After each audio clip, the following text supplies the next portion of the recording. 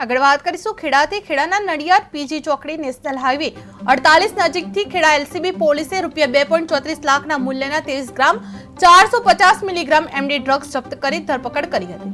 આરોપી અશ્વિન કુમાર ઉર્ફે જલો નટવરલાલ ઠક્કરને ઝડપી લીધા હતા, જે અગાઉ એનડીપીએસ કાયદા હેઠળ પણ ઝડપાયો હતો અને હાલમાં જામીન પર છે। આ ઉપરાંત એમડી ડ્રગ્સ આપનાર રાજસ્થાનના ડુંગરપુરના મહેન્દ્ર બન્નાને ઝડપવા માટે તપાસ ચાલુ છે। કુલ 7.41 લાખના મુદ્દામાલ સાથે ખેડા એલસીબી આ ગુના મામલાને ક્રમબદ્ધ રીતે આગળ વધાર્યો છે। જી સર, જે વ્યક્તિ અત્યારે જે ધરપકડ કરવામાં આવી છે, કયા મામલામાં એની ધરપકડ?